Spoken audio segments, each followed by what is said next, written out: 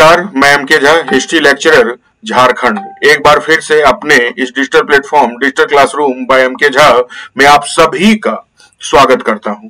जैसा आप थंबनेल में देख चुके हैं और स्क्रीन पर भी देख पा रहे होंगे, आज हम लोग चंद्रगुप्त मौर्य के बारे में सभी महत्वपूर्ण पहलुओं को डिस्कस करेंगे, जानेंगे, समझने का प्रयास करेंगे। चंद्रगुप्त मौर्य जिन्होंने पहली बार भारत को अखंड भारत का स्वरूप दिलाया, भारतीय महाद्वीप में आप कह सकते हो सबसे विस्तृत साम्राज्य को स्थापित किया।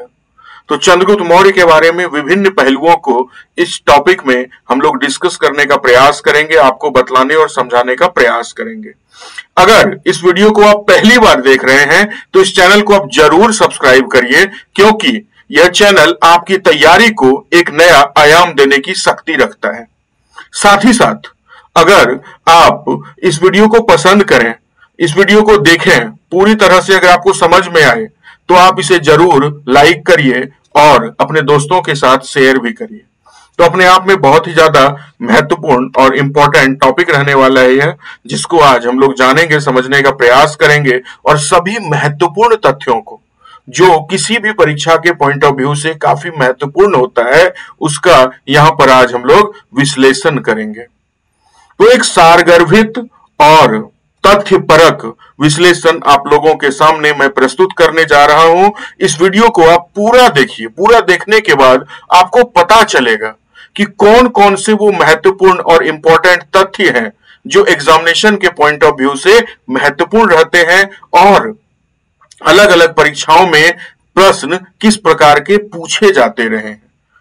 तो सबसे पहले अगर हम लोग चंद्रगुप्त मौर्य की बात करें, जैसा आप सबको पता है, इन्होंने नंद वंश की सत्ता को चुनौती दी। अपने गुरु चाणक्य की सहायता से इन्होंने एक नए राजवंश की नींव डाली जो मौर्य साम्राज्य या मौर्य राजवंश के नाम से जाना जाता है।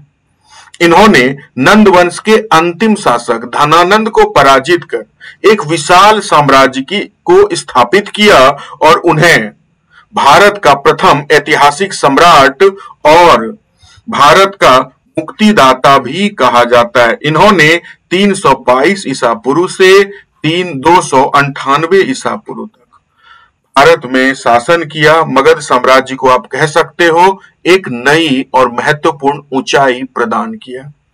तो चलिए इसके जो भी महत्वपूर्ण तथ्य, फैक्ट एंड फिगर हैं, इस पहले पार्ट में हम लोग समझेंगे, जानेंगे और खास करके चंद्रगुप्त मौर्य के सत्ता में आने से लेकर इस हिस्से में हम सेल्यूकस निकेटर के साथ उनका 305 बीसी में जो युद्ध हुआ था वहां तक की संपूर्ण जानकारी का आज हम लोग विश्लेषण करेंगे। तो कई महत्वपूर्ण इंपॉर्टेंट फैक्ट्स हैं इस वीडियो में, जिसे आप जरूर पूरा देखिए और जिसके बाद आपको यह समझ में आएगा कि इस वीडियो को आपको क्यों लगातार देखना चाहिए, इस चैनल से आपको क्यों जुड़ना चाहिए।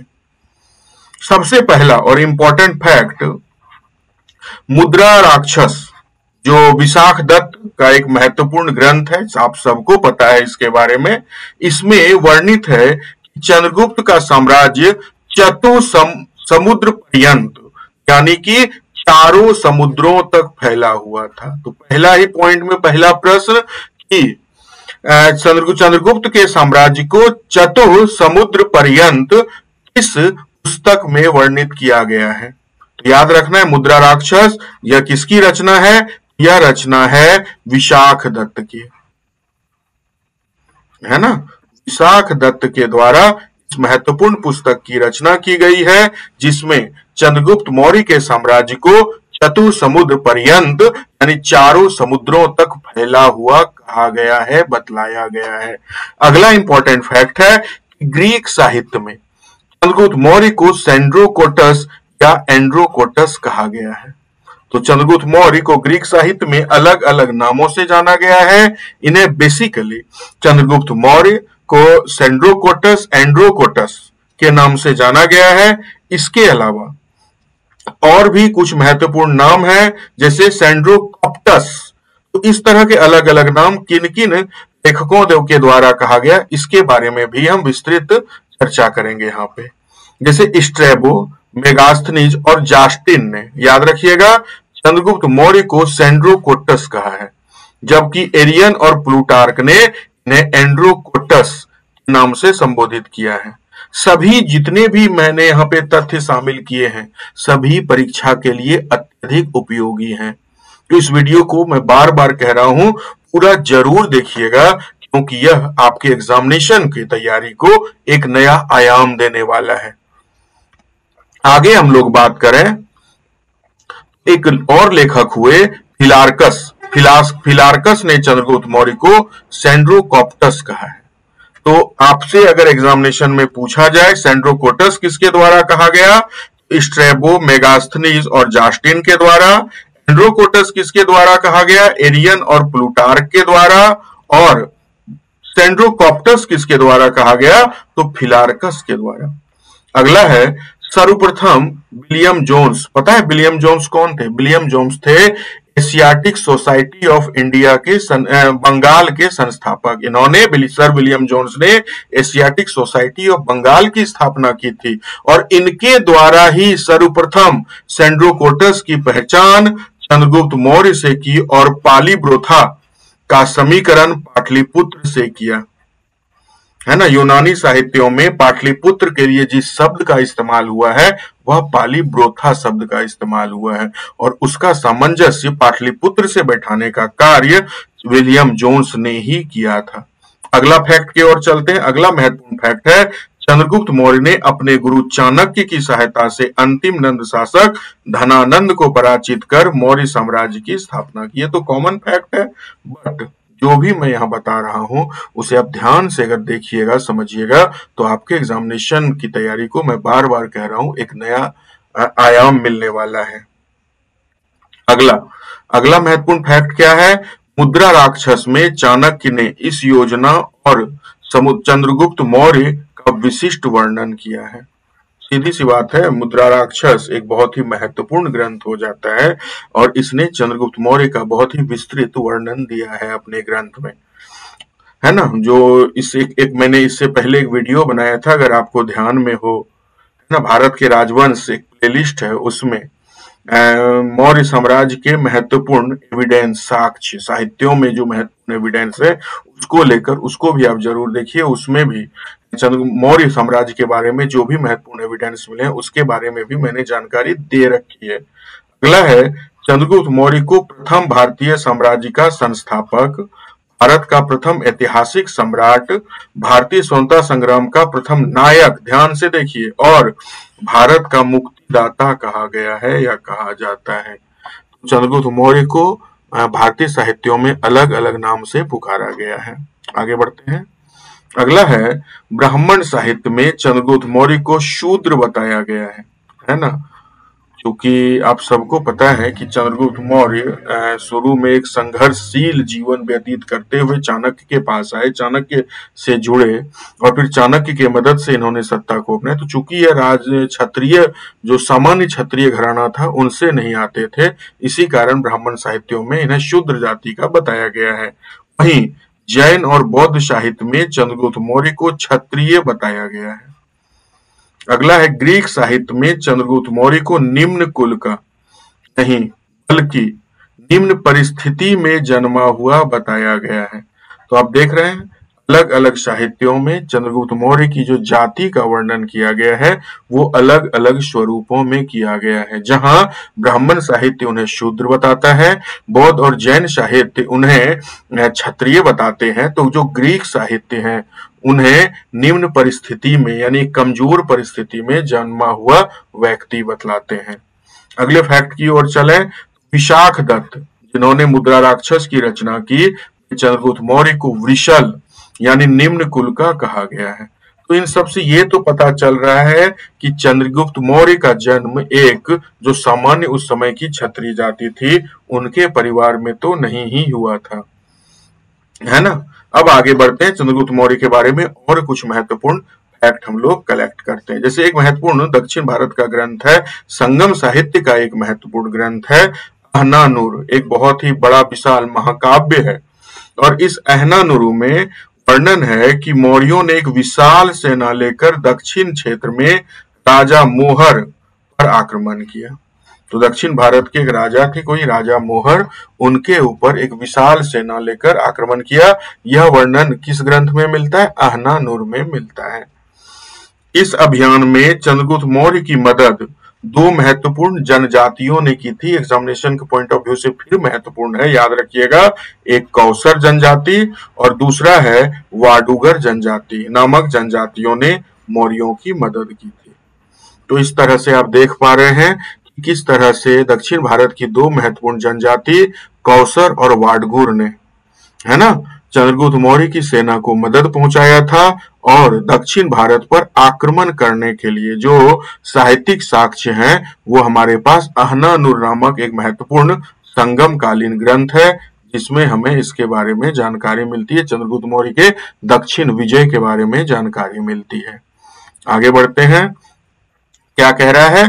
प्लूटार्क और जास्टिन, ये दोनों ग्रीक के महत्वपूर्ण लेखक हैं, के अनुसार चंद्रगुप्त ने संपूर्ण भारत पर अधिकार कर लिया था।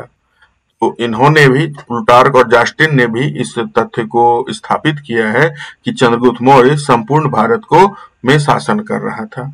अगला इंपॉर्टेंट फैक्ट है कि प्लूटार्क और जास्टिन ने चंद्रगुप्त की सिकंदर से भेंट का उल्लेख किया है। ये भी इंपॉर्टेंट फैक्ट हो जाता है, कई परीक्षाओं में पूछा जा चुका है कि चंद्रगुप्त और सिकंदर के भेंट का वर्णन किस ग्रीक साहित्यकार के द्वारा किया गया है, किस ग्रीक लेखक के द्वारा किया गया है? तो याद रखना है प्लूटार्क और जास्टिन के द्वारा, है ना।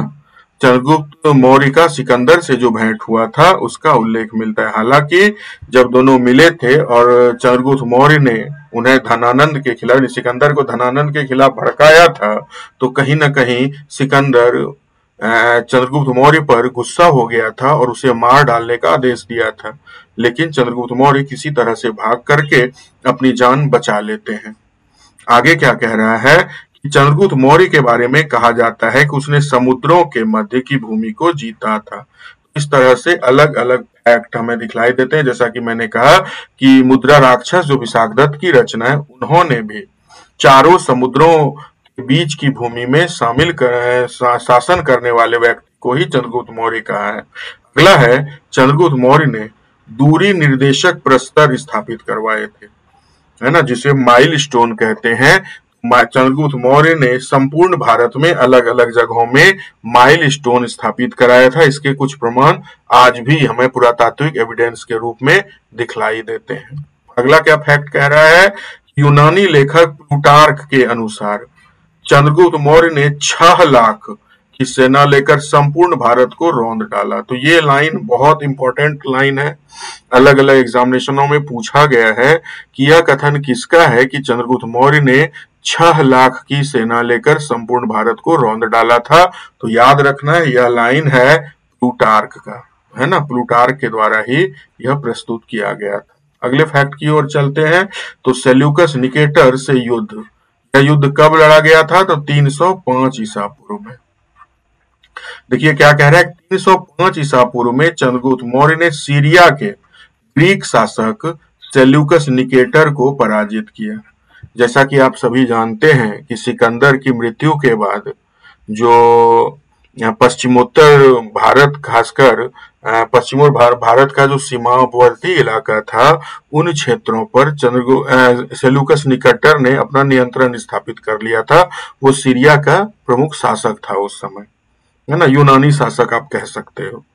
और इन दोनों के बीच बेसिकली 4 महत्वपूर्ण रीजन था, जैसे कि आप कह सकते हो कंधार, बलूचिस्तान, इसके अलावा काबुल और मकरान तट और हेरात, ये 4 महत्वपूर्ण प्रांत थे जिसको लेकर के, जिसको मुद्दा बना करके चंद्रगुप्त मौर्य ने सेल्यूकस निकेटर पर आक्रमण किया था और एक जबरदस्त युद्ध हुआ था जिसमें सेल्यूकस निकेटर पूरी तरह से पराजित हो गए थे।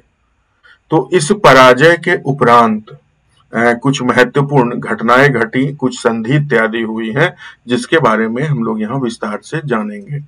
तो क्या कह रहा है कि दोनों के बीच एक संधि हुई और संधि स्वरूप सेल्यूकस ने अपनी पुत्री हेलेना का विवाह चंद्रगुप्त मौर्य से किया और 4 प्रांत जिसको लेकर के युद्ध हुआ था, जिसमें एरिया, जिसे हेरात के नाम से जाना जाता था, भारत के नाम से, अराकेसिया जिसे भारत में कंधार के नाम से जाना जाता था, जेड्रोसिया जिसे भारत में बलूचिस्तान और मकरान तट के नाम से जाना जाता था, तथा पेरोनिसडाई जिसे काबुल के नाम से जाना जाता था, दहेज के रूप में प्राप्त किया या संधि के रूप में प्राप्त किया। और बदले में चंद्रगुप्त मौर्य ने क्या दिया? तो बदले में चंद्रगुप्त मौर्य ने सेल्यूकस को 500 हाथी उपहार स्वरूप दिए थे, है ना। इसके अलावा सेल्यूकस ने मेगास्थनीज को एक महत्वपूर्ण, आप कह सकते हो, राजदूत बनाकर चंद्रगुप्त मौर्य के दरबार में भेजा था। तो ये कुछ महत्वपूर्ण संधियां थी। तो संधि के 3 महत्वपूर्ण चर्चा हमें देखने को मिलती है, 3 महत्वपूर्ण फैक्ट देखने को मिलता है। क्या? तो पहला, सेल्यूकस निकेटर ने अपनी पुत्री का विवाह जिसका नाम हेलेना था चंद्रगुप्त मौर्य से कर दिया। दूसरा महत्वपूर्ण फैक्ट क्या मिला कि बदले में चंद्रगुप्त मौर्य ने 500 हाथी उपहार स्वरूप सेल्यूकस निकेटर को दिया, और साथ ही सेल्यूकस निकेटर ने अपना एक राजदूत जिसका नाम मेगास्थनीज था को मौर्य दरबार में भेजा। और इन सब का वर्णन सेल्यूकस के साथ हुए चंद्रगुप्त के इस युद्ध का और संधि का वर्णन किसके द्वारा किया गया? कुछ ग्रीक साहित्यकार हैं, कुछ ग्रीक लेखक हैं, जैसे एप्पियानस, है ना, एप्पियानस के द्वारा किया गया है, स्ट्रैबो के द्वारा किया गया है, और प्लूटार्क। इन 3 महत्वपूर्ण ग्रीक लेखक हैं जिन्होंने चंद्रगुप्त मौर्य और सेल्यूकस निकेटर के मध्य जो युद्ध हुआ था उसका वर्णन विस्तृत रूप से किया है और संधि का भी उल्लेख किया है। और भारतीय साहित्यों में अगर हम लोग बात करें, भारतीय साहित्यों में विशाख दत्त के नाटक मुद्रा राक्षस में भी इस युद्ध और हेलेना के साथ चंद्रगुप्त के विवाह का वर्णन हमें प्राप्त होता है। क्या कह रहे हैं? एप्पियानस और स्ट्रैबो ने इस वैवाहिक संबंध का वर्णन किया है, ये तो मैंने बताया।